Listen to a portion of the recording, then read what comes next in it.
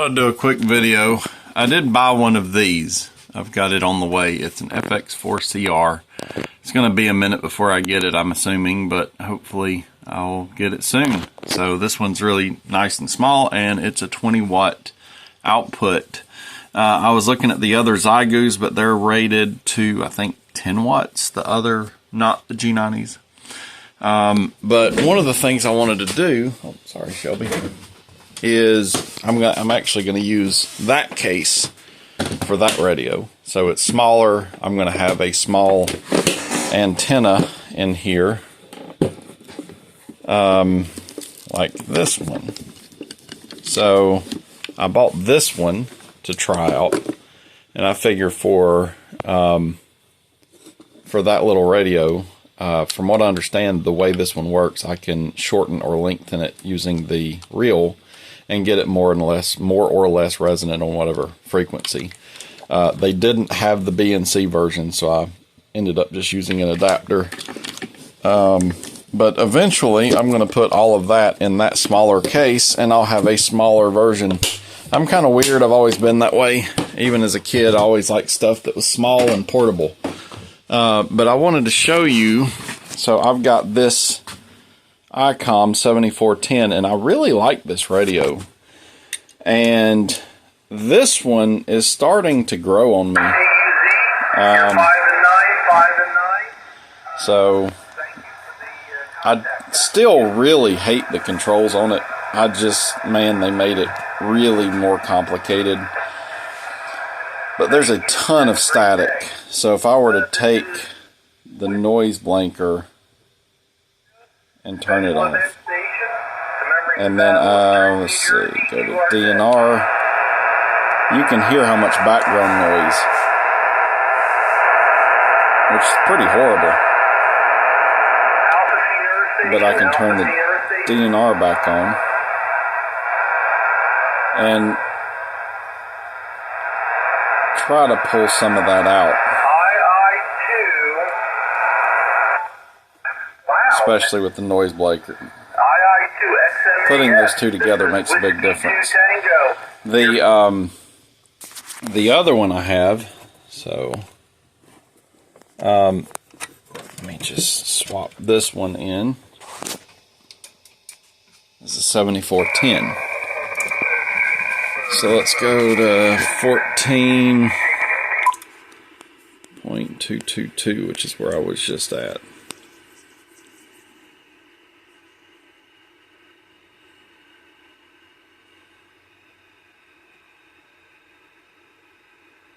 Now I'm not hearing anybody. But this one has filters here. It's got an easy to use squelch there, volume here, and then you've got your noise blanker and noise reduction here. So let's see if I can track somebody down real quick.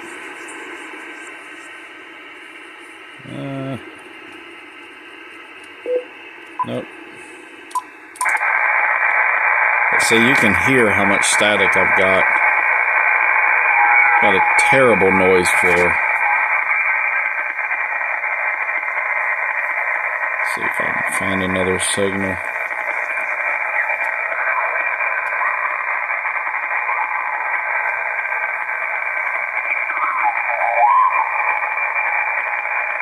Yeah, having a hard time finding anything. But this one does okay. I love the controls on it. It is so much easier to use than this one. But let's see, let me swap back over to 7 megahertz. Oops. Turn that down. Oops. I accidentally powered that one on. Yeah, I'm just not hearing anything right now.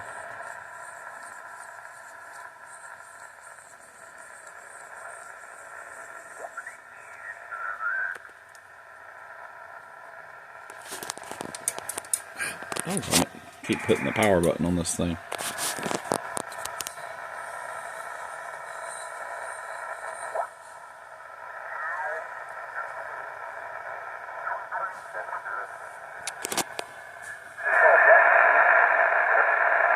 So I'm finding I'm able to find signals with this radio that I'm having trouble finding with this radio. I like the setup of this one better. I like all the controls on it. I like how it's laid out. But again, back to my preference is smaller stuff. But for my house, I like these kind of radios. So I'm going to probably end up giving this one to a friend of mine, because I end up using either one of these, and I'm quickly becoming more of a Yaesu guy. I do like the Yaesu stuff. It seems to have a better noise reduction than the Icom does. Maybe I'm wrong, but just looking at different reviews, I am looking at I think it's FT710 or the 991A. Probably going to focus on the FT710 and buy a 2 meter 70 centimeter dedicated radio, so you've got both. But this one will probably go in my truck, and then I'm going to get one that's more sized like this for, I guess, my home base, that's a Yaesu, and then I'll probably give this to a buddy of mine. So just something to look at. Again, I don't like the controls on this one. Eventually I'll learn them, I'm sure. Let me turn that down. But, you know, for the size, and I do love the fact that the display can be removed. So I'm still debating on if I want to put this one in my truck or if I want to put it in my car. I've got two vehicles that I run around with, and I would like to have high frequency in both. What I may end up doing is buying some more G90s, because the faceplate on those also is removable. Oh, I was thinking about doing a quick video comparing the G90 to these two, so you can see the difference here. And by the way, these, I've got stainless steel wire out there right now, and what I'm going to do here shortly, let me just get this closed, is up here I've got an antenna coming in. I know my room's a mess and I have way too much crap in here, but I've got an antenna coming up in that corner, and then I'm going to go over in the other corner and put another one. And by the way, this power supply was like 80 bucks, and I've been really happy with this one. They don't give any noise. I've not had any issues out of it at all. Been really pleased with what that power supply will do. But yeah, I'm thinking about taking and putting an in-fed in one corner of my house going one way, and then another one going that way, so sort of parallel. I know they might mess with each other, but copper wire here, stainless steel wire there, and then I'm going to build an antenna switch. And I don't know if I can do it with these, but using what I've got on hand, drawer, I've got a bunch of these switches right here, and it's a multi-position switch, and you can literally, let's see, get it to focus. Yeah, so this lead is separate than this lead, and they all have different terminals they connect to. So I thought about using one of these. I think it would be more than enough power for 100 watts. I don't remember what they're rated at. I'll have to look it up. But I thought about building a simple antenna switch with one of these and setting it up to where you have multiple antenna outputs, and possibly even having two of these where you can have a radio here and a radio here, and I can switch between multiple antennas. So you would have, for instance, antenna 1, 2, 3, 4, and then you would have them going to two different switches here, I guess, and I could connect, say, antenna 1 to receiver 1, antenna 2 to receiver 2, or whatever. It would give me a way to connect them back and forth, or I could just, you know, run one through this one. I don't know. I'll figure it out, but I've got a bunch of these switches that I got for some other projects anyway, so I thought about using some of those to build a quick and dirty BNC antenna switch. And then I would be able to try different things. So anyway, just from what I've seen, I do like the bigger units. The Icom is really nice. It does have, I guess, sort of a waterfall thing that I found the other day. And one of the things that it kept doing weird stuff, and this was enabled, and I didn't know what that was, and I thought my radio was broken. So it took me a while to figure that out. And then I had my mic gain turned all the way down, and I was trying to call CQ, and nobody could hear me, except for one guy that could barely hear me. And then when I turned the mic gain up, I could actually get out there. So that, you know, having that stuff right makes a big difference. But it does have a, where's that? Oh, shoot.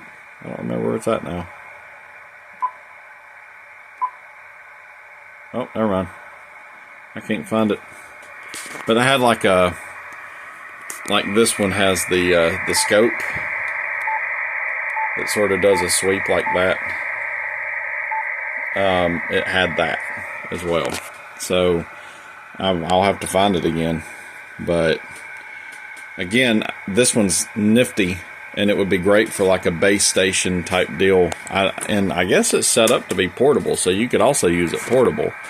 The noise reduction that this one and this one have do make me like them better than my G90 in some ways. But the tuner that the G90 has is really nice. Now, with the in-fed half waves that I've been using, I'm finding that I don't necessarily need a tuner as much, but I don't know. I still like that option, and I like the waterfall on the G90. That's actually a pretty nice feature, and the SWR sweep feature that the G90 has is really nice. So there's a lot of features in that G90. The only thing I don't understand is why in the world would they not have included some kind of noise reduction. What I did do, and I'm going to try this, so I've got, this one does have noise reduction, by the way. I'm going to order, or I did order, let me see, this thing. So it's a noise reduction filter thing. It was $77, and I figure if nothing else, it's worth a shot for $77. If it don't work, I'll return it. But I'm going to try that with the G90 and a small speaker like that one that just plugs in, you know, little portable deal. So that combined with the noise reduction filter thing would give me a way to maybe add that feature to the G90. So again, I really like the G90. I don't understand why they wouldn't have included some kind of a DNR feature, some kind of a noise reduction. That makes no sense to me why they wouldn't have added that in. I would have paid more money happily for that. So, you know, tack on $100 to the price and come out with a model that has noise reduction. I would be fine with that. I would be, you know, I mean, I think they could do it without doing that, but I'd be willing to pay that for that radio with noise reduction. That's one feature that they're horribly lacking. It does have a noise blanker, which helps, but your ear fatigue over time is just horrible on the G90. So that's something to consider. Again, the G90, if I had to pick one radio over the ones that I have right now, I would probably still get the G90. Price-wise, if I'm looking at it on a budget, 20 watts has gotten me all over the place, has worked really well. I've not seen a massive difference on any of my antennas that I've used 20 watts worth versus 100 watts. I do use, let's see, where's it at?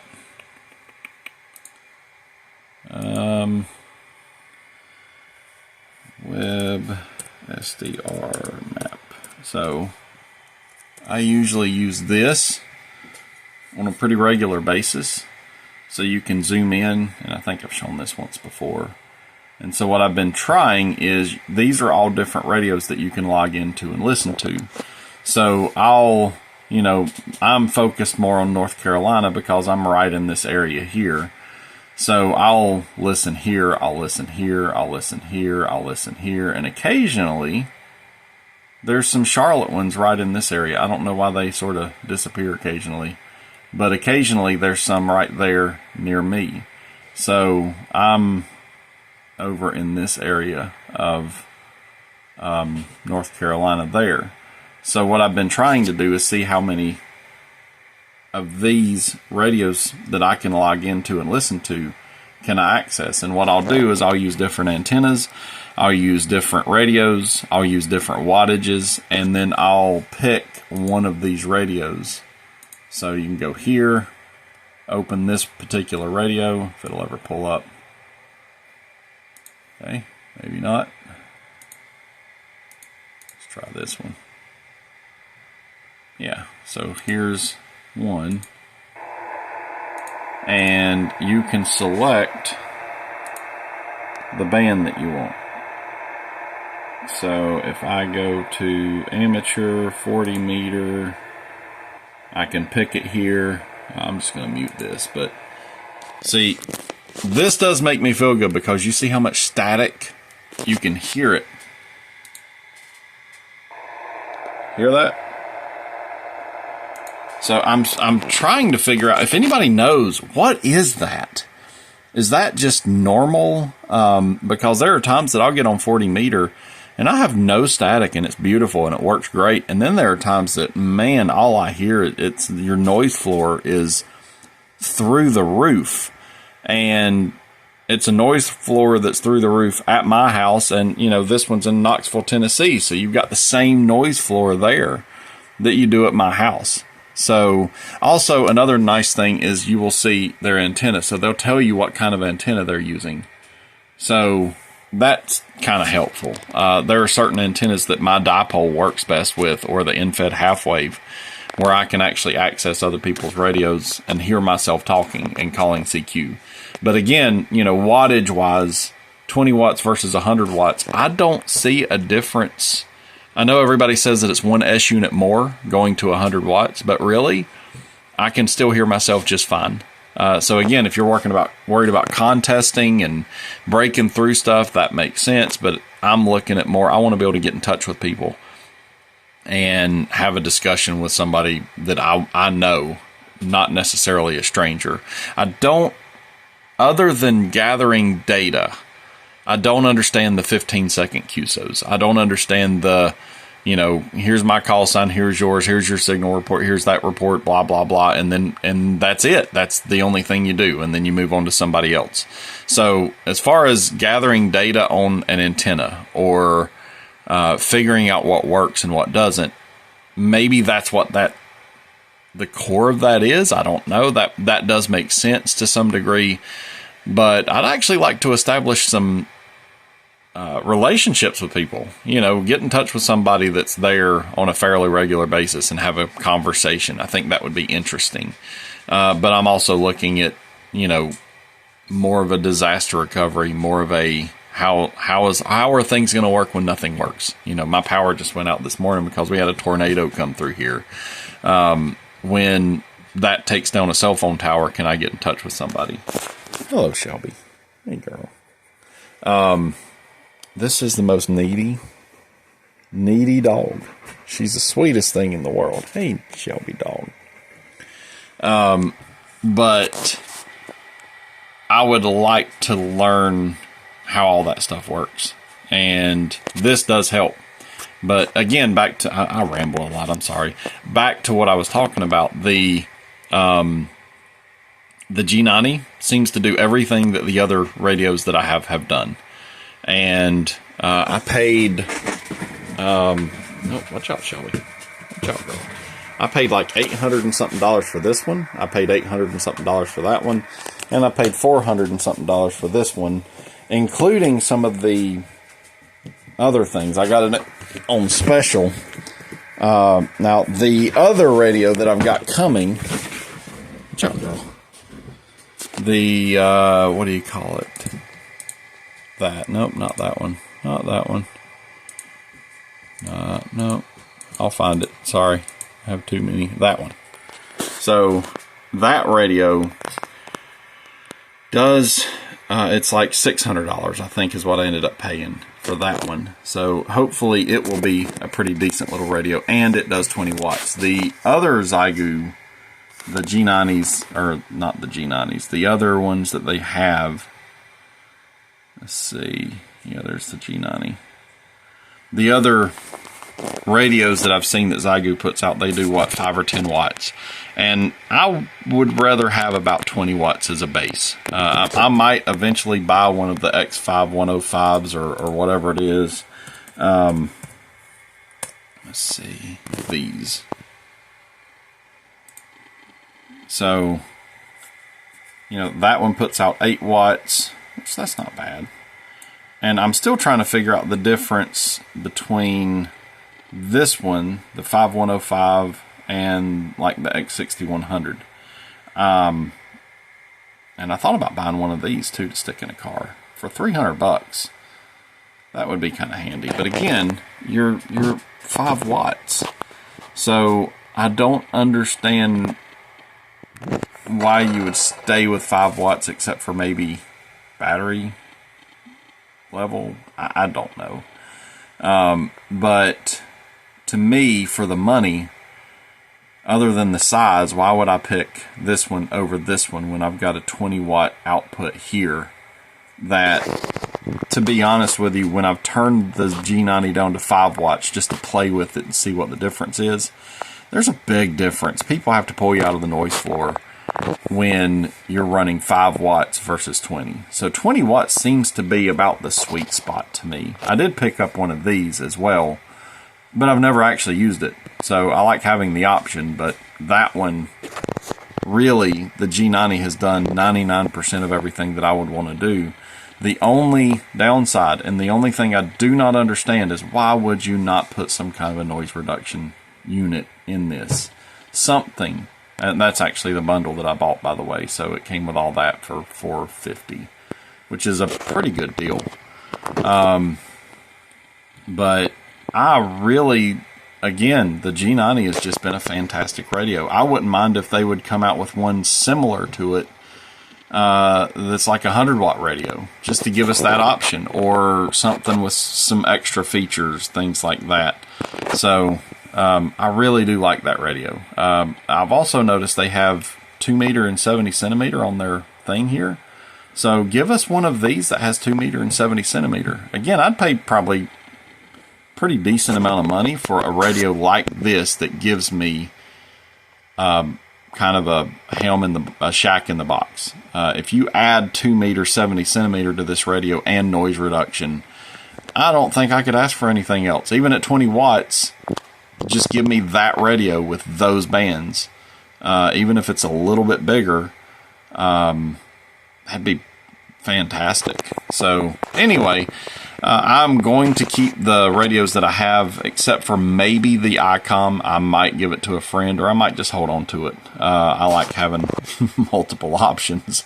So what is it? The 2 is 1 and 1 is none. So I like having multiple radios that if something fails, if I burn something up, I've been doing most of my testing with this radio, because really if I burn that radio up, I'm not really as upset as if I burn up my $800 and something Icom or the Yaesu. So I've been playing with these, testing stuff with these, and so far, again, if I had to pick one radio to get started right now today, it would be the G90 all day long, hands down. And then I would add to that if I could. But if I had to pick one, it would be the G90, just because of all the features that it has, all the things you can do with it, its size, its portability. It doesn't use a lot of wattage off of a battery if you're using it on a battery, which, again, if you're looking at a disaster recovery type scenario, I want to be as efficient on my battery as possible. So the Icom or the other one, I forget what it is, from what I understand, if you've got a 100 watt radio, you're going to use more amperage even if you dial it back to 20 watts, where if you use a 20 watt radio, you're using fewer amps from your battery, and it's going to make your battery last a lot longer. And if 20 watts will do the job, then I'm happy with it. And so far, using this map, I've been able to hear myself all around this region with a simple in-fed half-wave antenna. So one thing I am going to try to do is orient in-feds, you know, this direction, that direction, that direction, see which ones pick up whatever. I also ordered, let's see, these. That has been, so far, a pretty fantastic little setup.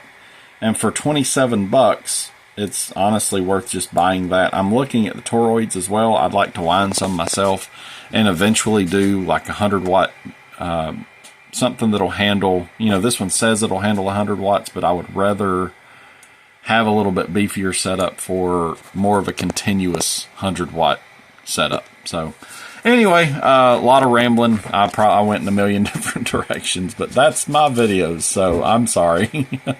You guys have a great day. I'll talk to you later. Bye.